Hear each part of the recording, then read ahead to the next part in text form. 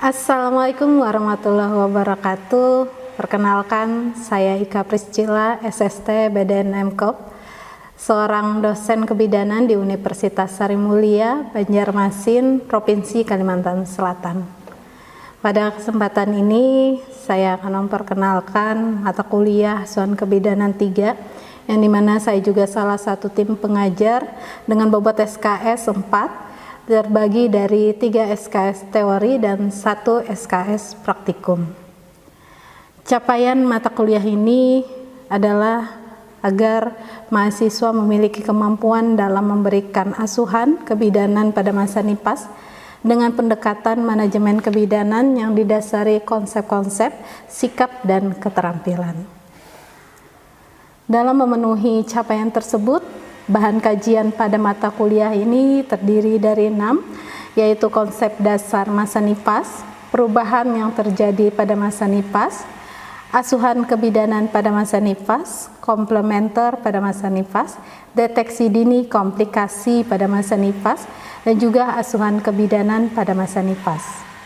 Untuk mendukung hal tersebut, maka disusunlah materi pembelajaran yang bisa dipakai pada saat memberikan materi, yaitu yang pertama, konsep dasar dan perubahan fisiologi dan psikologis masa NIPAS, kebutuhan dasar masa NIPAS, breastfeeding, deteksi dini penyulit dan komplikasi pada masa NIPAS, asuhan kebidanan komplementer pada masa NIPAS, asuhan kebidanan pada masa NIPAS, praktikum kebutuhan dasar manusia, praktikum breastfeeding, dan juga adanya dokumentasi asuhan kebidanan pada masa NIPAS. Sistem pembelajaran yang dilakukan untuk mencapai hal tersebut pada mata kuliah asuhan kebidanan 3 yang diterapkan adalah pertemuan langsung, yaitu tatap muka di kelas, dan juga ada kegiatan praktikum di laboratorium kebidanan. Sebelum dan setelah pembelajaran, mahasiswa dapat mengakses materi-materi dan juga lembar praktik yang ada di Learning Management System Universitas Sari Mulia. Kemudian metode pembelajaran adalah cooperative learning, small group discussion, demonstrasi, dan juga simulasi. Harapannya hal ini bisa membangun interaksi antara dosen dan juga mahasiswa, yaitu dengan adanya forum diskusi baik saat bertemu langsung di kegiatan pembelajaran maupun jika ada yang ingin diskusikan di luar pembelajaran tersebut bisa melalui WhatsApp. Aktivitas yang dianalisis dari keaktifan mahasiswa pada proses pembelajaran yaitu dinilai baik dari teori maupun praktikum dengan memperhatikan beberapa aspek seperti aktivitas partisipasi, penugasan, ujian tengah semester, dan juga ujian akhir semester. Aktivitas ini harapannya bisa dinilai dengan saat proses pembelajaran, kemudian penugasan dalam bentuk portofolio, adanya diskusi kecil dalam kelompok kecil, dan juga adanya ujian akhir semester dan tengah semester baik tertulis maupun komputer based test, dan untuk praktikum itu menggunakan OSCE. Itulah rangkaian yang kami susun bersama tim untuk mencapai tujuan pembelajaran pada mata kuliah Asuhan Kebidanan 3. Selanjutnya kami akan menampilkan gambaran pembelajaran di kelas dengan topik konsep breastfeeding, dan selamat menyaksikan. Assalamualaikum warahmatullahi wabarakatuh. Salam sehat. Assalamualaikum warahmatullahi wabarakatuh. Waalaikumsalam warahmatullahi wabarakatuh. Ya, selamat siang dan salam sejahtera untuk kita semua. Sangat senang sekali kita bisa berhadir di sini, yang dimana pada saat ini kita mata kuliah Kebidanan 3. Ya, banyak ya mata kuliah yang lainnya. Jadi yang ini yang keberapa? Oke. Harapannya setiap pembelajaran yang kalian ikuti itu bisa kalian serap dengan baik, karena ya sekarang kalian menjadi mahasiswa, tugasnya akan terus belajar dan belajar, dan kami sebagai orang yang memberikan materi, sharing ilmu, yaitulah tugas kami. Bergantian kami akan memberikan sharing untuk kalian semua. Ya, pada kesempatan ini mata kuliah asuhan kebidanan 3 minggu pertemuan yang keempat, yaitu mengenai konsep breastfeeding. Dengan saya Ibu Ika Priscila, SST BDN MKEP. Ya, kampus kita memiliki visi misi yang dimana apa yang kita lakukan saat ini salah satu bagian untuk kita bisa mencapai memajukan kampus kita untuk Universitas Sari Mulia, bahwa tujuannya nanti di tahun 2030 bahwa lulusan akan berkarakter unggul dan mampu berdaya saing baik di wilayah hingga internasional. Demikian juga untuk Fakultas Kesehatan, harapannya lulusan bisa mengolaborasi ilmu yang dimiliki, saling kerjasama nanti kalian dengan tenaga kesehatan lainnya, bahkan mungkin yang bukan tenaga kesehatan. Untuk kita sendiri di prodi kita, harapannya bahwa lulusan sarjana kebidanan dan profesi bisa menjadi lulusan yang unggul dan memberikan asuhan kebidanan dengan terapi komplementer yang nanti diharapkannya bisa tercapai pada tahun 2030 ya. Untuk kita sendiri, kira-kira ini tentang apa gambarnya? Menyusui. Kemudian yang di tengah sama ya semua ya. Perbedaannya apa di sini? Ya, ada posisi. Oke, sebelumnya kalian sudah pernah praktek di praktik mandiri bidan? Ada yang belum. Mungkin di tempat dinas lain sudah pernah ketemu dengan Ibu Nipas yang namanya Ibu Nipas? Sudah. Karena ya saat kalian berada di lahan praktik, kalian akan bertemu dengan semua ibu hamil, ibu yang belum hamil, ibu yang mau bersalin, bahkan Ibu Nipas. Ya, itulah gunanya kami, manfaat dan tujuan kami kalian ke lahan praktik. Walaupun pembelajarannya belum, tapi setidaknya kalian sudah melihat, kalian sudah mulai mengenal, dan kesempatan ini bahwa kita akan capaian pembelajarannya adalah mahasiswa mampu menguraikan tentang breastfeeding atau menyusui. Agenda kita ada beberapa materi. Yang pertama yaitu fisiologi, proses laktasi, tentang komposisinya, masalahnya, kemudian cara merawat payudara, cara menyusui yang benar, kemudian peran dan dukungan bidan. Habis itu ada ASIP dan cara penyimpanan dan juga cara pemberian ASIP. Oke. Sebelumnya sudah pernah lihat orang menyusui? Udah, bahkan kita pun adalah orang yang pernah menyusui. Jadi secara garis besar kita tahu ya manfaat ASI itu. ASI itu sangat penting sehingga kita sebagai bidan harus memperhatikan, kita harus memberikan asuhan yang terbaik agar generasi penerus bisa juga bertumbuh serta kembang dengan baik.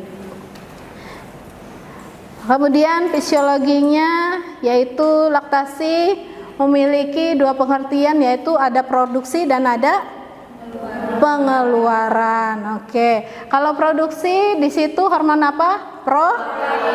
Kalau pengeluaran?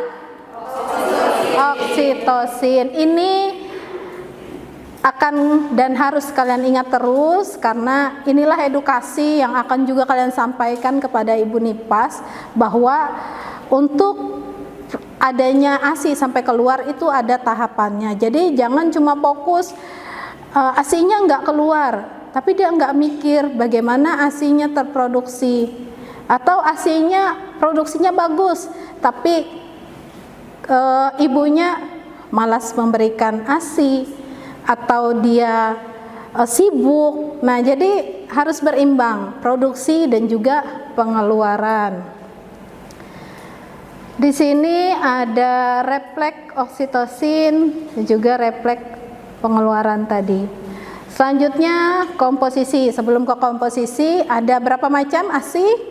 Ada 3. Apa aja?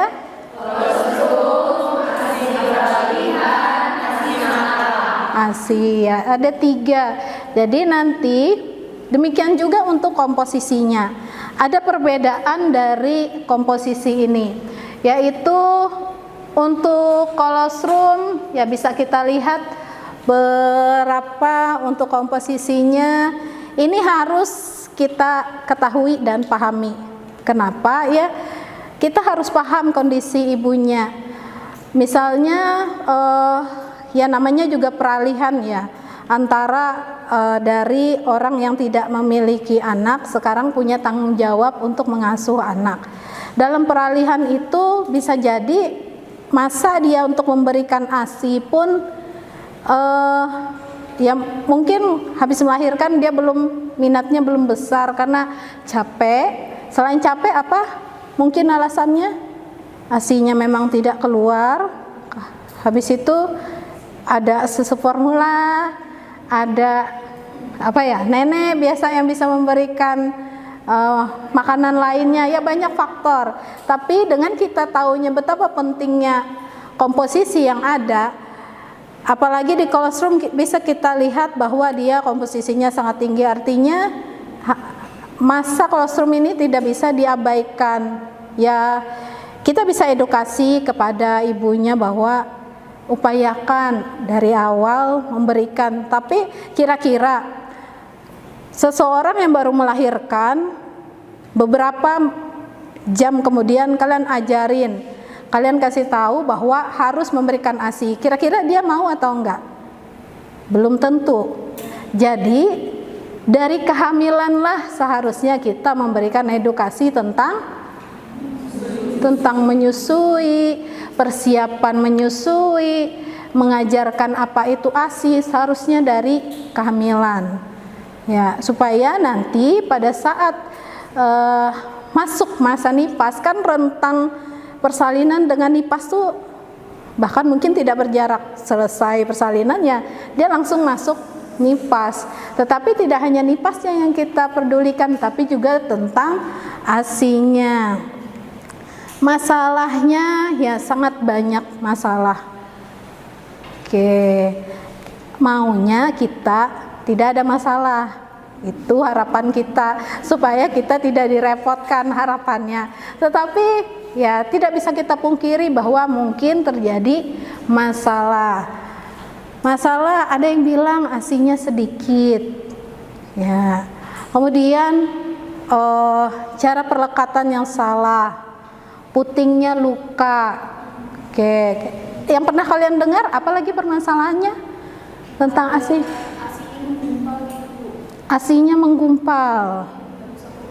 Ya, itu pendapat seorang ibu ya.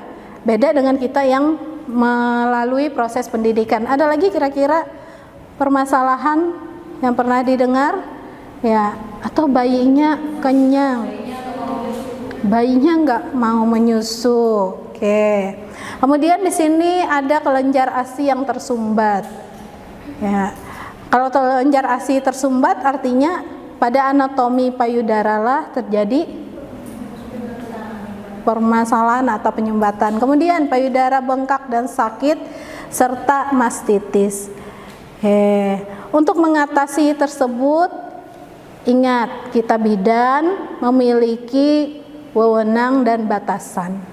Ya, kalian harus memahami hal tersebut karena ya dengan adanya batasan tersebut kita bisa tahu apa yang harus kita lakukan dan apa yang harus kita kolaborasikan dengan tenaga kesehatan lainnya ataupun ahli-ahli lainnya.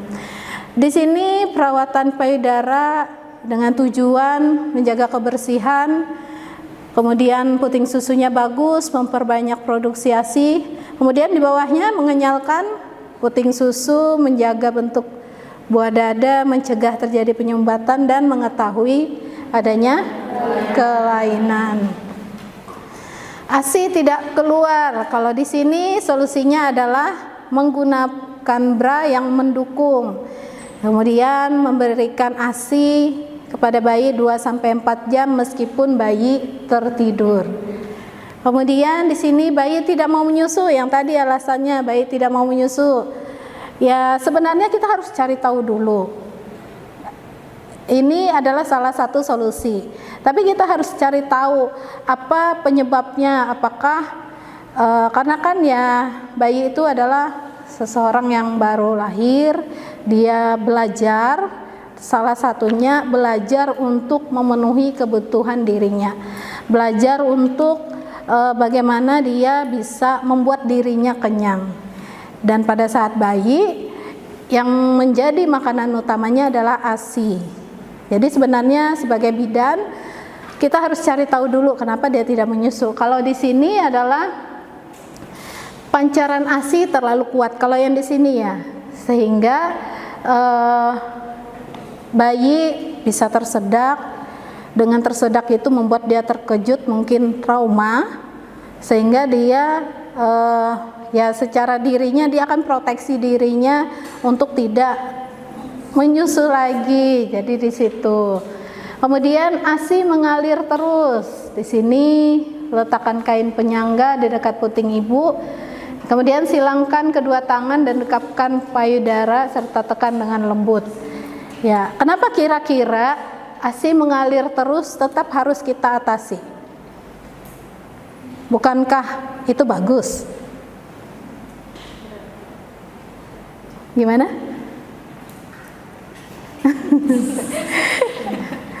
Aneh nggak kira-kira dengan ini? ASI mengalir terus, tapi kenapa masuk ke daftar masalah yang lazim? Ya, untuk ASI yang deras, ya artinya kan lebih banyaklah ASI yang keluar. Bahkan mungkin kita tidak bisa kita tidak bisa mengontrol ya.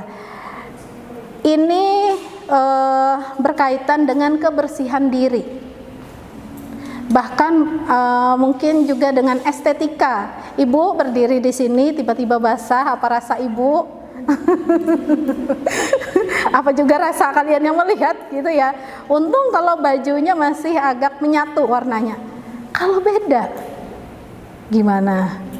Kalau di rumah sih mungkin nggak apa-apa ya, bebas ya. Tapi kalau kita pergi ke warung misalnya dekat aja dengan rumah, tiba-tiba udah keringatan, bukan di sini tapi di sini. Nah, ya makanya dari itu kita tidak hanya kita sebagai bidan itu tidak hanya mementingkan diri kita ataupun tidak hanya kesehatan, tapi juga psikologis dari ibu itu pun kita harus care. Kita harus peduli. Mungkin ibunya kena yang misalnya ya, kami tadi ke puskesmas, itu usianya 16 tahun sudah trimester 2. Bisa kita bayangkan kesiapannya menjadi ibu itu bisa dikatakan belum ada. Bahkan keinginannya untuk merawat janin di dalam perut pun mungkin belum ada, mungkin ya. Nah, disitulah tingkat care kita harus kita sesuaikan dengan kebutuhan klien. Bagaimana kita, ya walaupun misalnya dia nggak peduli sama kesehatannya, dia nggak peduli anaknya diambilkah, di apa, tapi tetap kita sebagai seorang bidan kita harus tetap kepada jati diri kita, bagaimana kita memberikan asuhan yang baik kepada ibu dan juga kepada bayinya. Cara menyusui yang benar ini sangat penting, yaitu tadi terutama ya supaya bayinya ini nyaman ada di dunia, nyaman mengisi perutnya, ibunya juga sehat. Oke. Peran dan dukungan bidan ya tadi sambil kita sampaikan bahwa luar biasa dukungan bidan.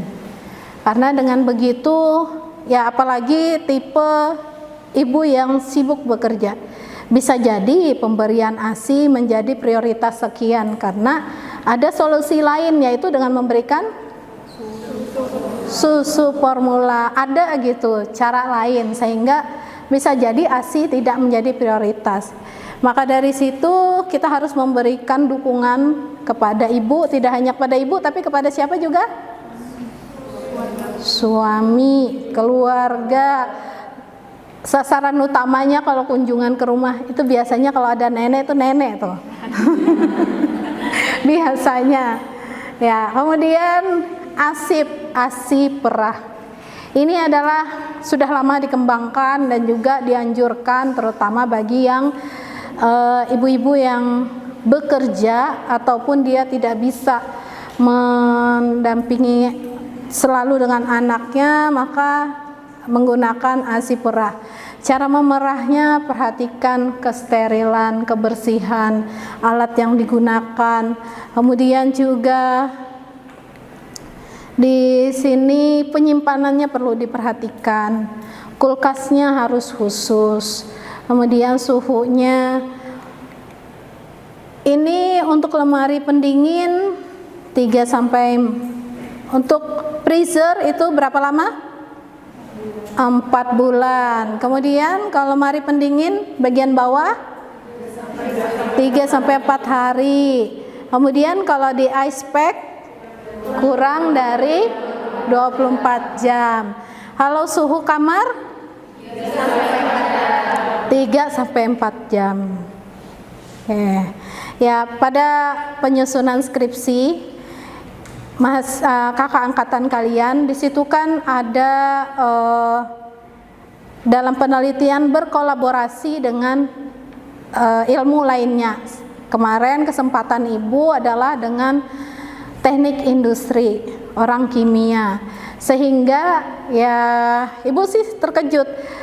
Apa yang terkejut, judulnya itu tentang ASI, bukan tentang yang biasa, tapi ini apa?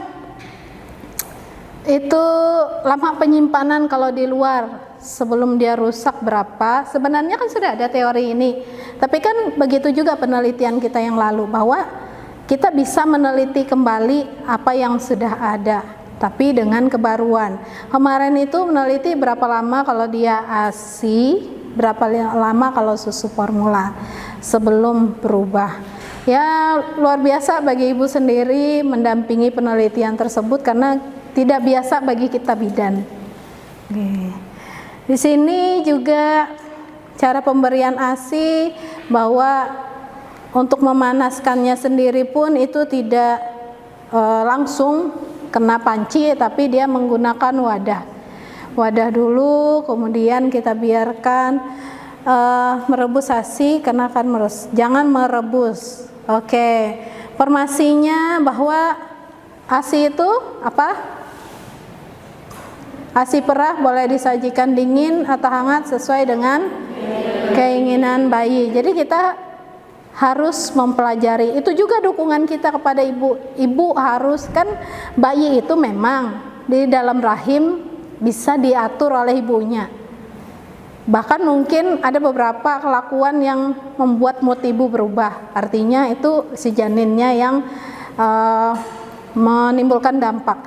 Tapi saat sudah lahir, dia menjadi seseorang mandiri yang punya jiwa, yang punya daya pikir, dia punya kemauan. Oleh sebab itu kita beri dukungan kepada ibu untuk bisa memahami, mengenal bayinya itu bagaimana dia menyusui, kemudian kalau yang perah dia dingin atau hangat. Ya, sini juga jika listriknya mati, maka bisa menambahkan es batu ke dalam freezer atau dipindahkan ke tempat yang menyala. Oke. Ini daftar pustakanya, banyak referensi di luar, nanti kita bisa saling sharing untuk referensi ini, karena harapannya pembelajaran tidak hanya di kelas, tapi juga di luar kelas, terutama pada saat di praktik. Oke, silahkan kita berdiskusi. Ya, kita sekarang saatnya berdiskusi, silahkan, siapa? Ya, oke. Baik, izin bertanya Ibu, terkait peran bidan. Nah, bagaimana peran kita sebagai bidan gitu apabila ada si ibu ini nggak mau menyusui gitu Bu, entah karena alasan estetika ataupun alasan lainnya gitu. Ya, bagaimana cara kita meyakinkannya gitu biar dia tuh mau menyusui gitu. Ya, oke, bagus pertanyaannya. Ada yang mau coba menjawab?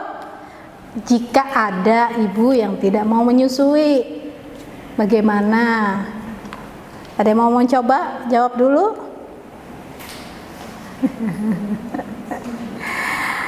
Kembali ke tugas dan wewenang kita adalah salah satu tenaga kesehatan yang menegakkan bahwa harus memberikan ASI eksklusif. Itu kembali dulu ke kodrat kita sebagai bidan, sehingga pada saat ada yang tidak mau, itu kita memiliki tugas yang lebih besar agar ibunya mau.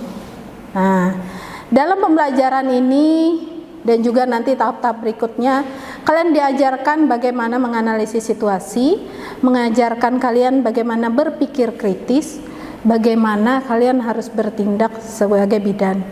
Jadi kita harus cari tahu dulu penyebabnya. Makanya kita kalau ketemu, kita ada pengkajian data, anamnesa, kemudian ada buku catatan, pencatatan kesehatan ibu kita lihat, kita kenali, cari tahu. Jika kita sudah menemukan permasalahannya, misalnya tadi takut kendor gitu ya, salah satunya kita ambil contoh, maka kita ajarkan dia perawatan payudara, yaitu tadi selain itu dengan teknik menyusui yang benar, perlekatan yang benar. Karena ya ibu pernah melihat yang ibunya duduk, kemudian bayinya kesana kemari, ada yang berdiri, itu kan artinya perlekatannya sudah kurang benar. Ya, bagaimana? Ya, Maya. Oke, sebelah sini sudah, selanjutnya sebelah sini lagi harus mengemukakan apa yang ada di pikirannya. Ya, silakan. Ibu mau bertanya. Nah, tadi kan ada penyimpanan ASI, ada yang di kulkas sama ada yang di suhu ruang.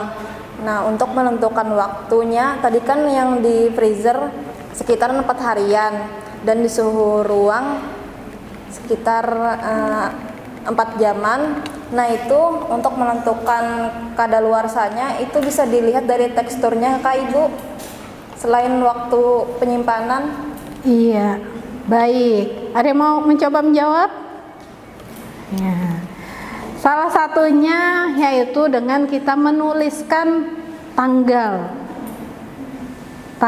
dan waktu kita selesai memerah.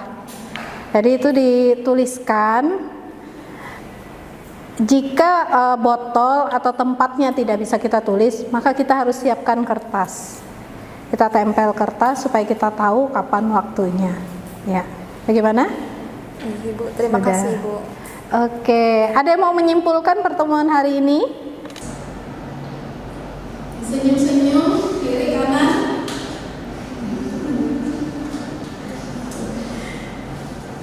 Ya, kesimpulannya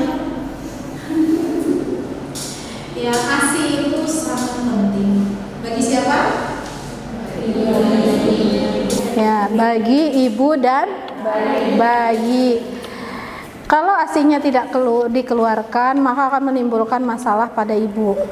Jika ASI-nya tidak dikonsumsi oleh bayi, maka tumbuh kembang dari bayi itu akan terbatas. Ya, untuk materi kita pada hari ini bisa diakses di LMS Universitas Sari Mulia, dan juga tugas-tugasnya nanti silakan kalian upload ke LMS. Untuk hal yang kurang bisa kita lengkapi lagi dan kita bisa berdiskusi pada pertemuan selanjutnya. Oke, Ibu tutup pertemuan kita pada kesempatan ini dengan Assalamualaikum warahmatullahi wabarakatuh. Waalaikumsalam warahmatullahi wabarakatuh. Terima kasih.